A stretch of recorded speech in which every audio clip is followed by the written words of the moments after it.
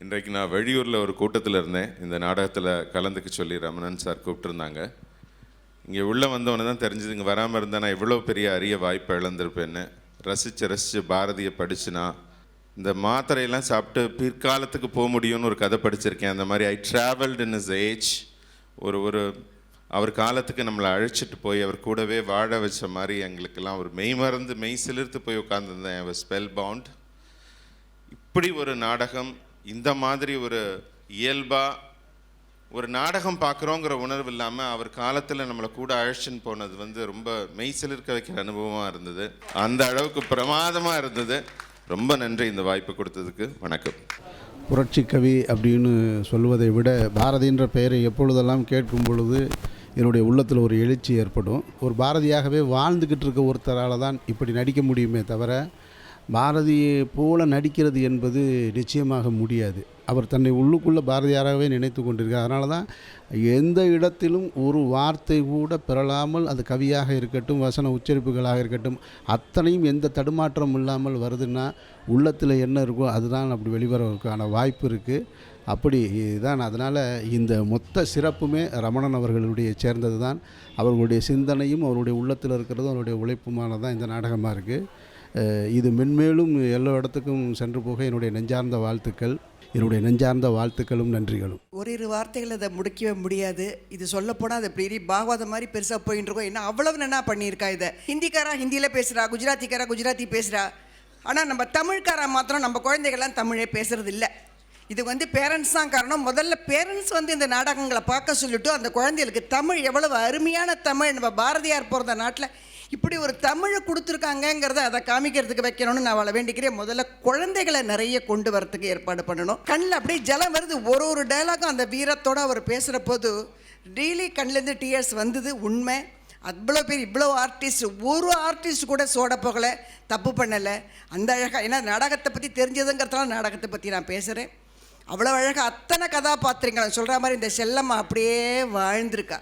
என்ன நேச்சுரல். அப்பா, நிஜமாக ஒரு ஹவுஸ் ஒய்ஃப் எப்படி இருப்பாளோ அதே மாதிரி பாரதியார். கேட்க வேண்டாம். அந்த டைரக்டருக்கு தான் நம்ம தேங்க் பண்ணணும். ஏன்னா அத்தனை பெரிய அவள் ஆட்டி வச்சுருக்கான்னா அவள் எவ்வளோ எஃபர்ட் போட்டிருக்கா. இந்த நாடகம் நிறைய இடத்துக்கு போகணும், எல்லா ஊர்களுக்கும் போகணும், எல்லா நாடுகளுக்கும் போகணும். I wish. ரொம்ப நல்ல நாடகம். மனசு நிறைவோடு நான் வீட்டுக்கு திரும்புகிறேன். இந்த மாதிரி ஒரு ஆப்பர்ச்சுனிட்டி எனக்கு கிடைச்சதுக்கு பார்க்குறதுக்கு நான் பாக்கியம் பண்ணியிருக்கேன். நன்றி, வணக்கம். என்னை மேடை கூப்பிடுவாங்க நான் நினைக்கல. மேடை கூப்பிடுறப்போ நான் நடந்து வரப்போ என் கால் அரை அடி மேலே இருந்த மாதிரி எனக்கு இருந்தது. அப்படிப்பட்ட ஒரு புனிதமான உணர்வுகளை தோற்றுவிக்கிற ஒரு அற்புதமான நாடகம். மிகை நடிப்பில்லாமல் பாரதியாராகவே நம் கண் முன்னால் வாழ்ந்து காட்டிய இசைக்கவி ரமணன் அவருடைய அற்புதமான நடிப்பு, வசன தடுமாற்றம் இல்லாமல் அந்த பாரதியாருடைய தமிழை திருத்தமான உச்சரிப்பில் வழங்கின அந்த அற்புதம் என நெடுங்காலம் மனதில் நினைவில் நிற்கக்கூடிய அற்புதமான நாடகத்தை வழங்கிய இந்த நாடக குழுவினர் அனைவருக்கும் என்னுடைய மனமார்ந்த பாராட்டு. பாரதியாரோட மறுபிறவின்னு தான் நான் சொல்லிட்டு இருப்பேன். அதை கண்டுபிடிச்சு Ram extraordinary direction, music, dance அமைப்பு அண்ட் ரொம்ப வெரி வெல் யூஸ்ட் டெக்னிக். பல இடங்களுக்கு நம்ம போயிட்டு வந்துட்டோம் பாரதியாரோடவே. நல்ல வீடு, அப்புறம் உடஞ்ச வீடு எல்லாம் பின்னாலேயே ப்ரொஜெக்ஷன்லேயே பண்ணினது. It's a very novel idea. இந்த நாடகத்தை அம்மா சொன்னது போல் பொத்தைக்கு கூப்பிட்டுட்டார் அம்மா. ஆனால் ஒரு இடம் பாக்கி வைக்காமல் இந்த நாடகம் தமிழ்நாடு பூரா மட்டும் இல்லை, வெளிநாட்டிலையும் நடக்கணும். செல்லம்மா மட்டுமா, இங்கே இருக்கிறவ அத்தனை பேரும் தே லிவ்ட் தேர் ரோல்ஸ். அதாவது அதுக்கு கங்க்ராச்சுலேட் பண்ண வேண்டியது டைரக்டரை. பாத்திரத்துக்கு கரெக்டாக ஆள் பிடிச்சி நீங்கள் போட்டேல் பாருங்க. அந்த முகத்தை பார்த்தாலே திரும்பி நம்ம அந்த பீரியடுக்கே போயிட்டோம்.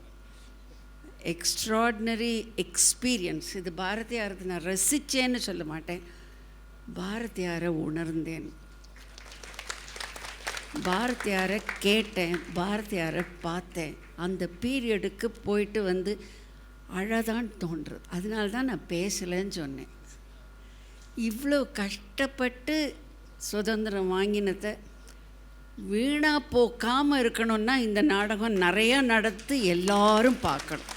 வார்த்தை மூலம் வர அனுபவம், இன்டெலெக்ட் மூலம் வர அனுபவமாக இல்லாமல் இங்கே மனசை தொடர ஒரு அனுபவமாச்சு. ஒவ்வொருத்தரும் சொல்லியிருக்கா, மாதாஜியும் பொத்தை கழிச்சிருக்கார். ஒவ்வொரு குழந்தை மாத்திரம் இல்லை, ஒவ்வொரு அடல்ட்டும் இதை பார்க்கணும். காரணம் நம்மளுக்கு ஞாபகம் வரணும் எப்படி போராடி இருக்கா நம்ம நாட்டில் இந்த சுதந்திரத்துக்கு. அதை இன்னைக்கு we are abusing it sometimes. அது நம்ம குழந்தைகளுக்கும் தெரிய வைக்கணும். அதனால் இப்போது இது மாதிரி வானத்தியம்மாலாம் இருக்கா, இது மாதிரி நம்ம பேட்ரியாட்டிசம் எல்லாம் அப்படியே தட்டி எழுப்பி ஒவ்வொருத்தரும் ஒரு பாரதியாக இருக்கணும். ஏன்னா அப்போதான் அந்த பராசக்தியோட அனுகிரகம் நமக்கு சம்பூர்ணமாக கிடைக்கும்.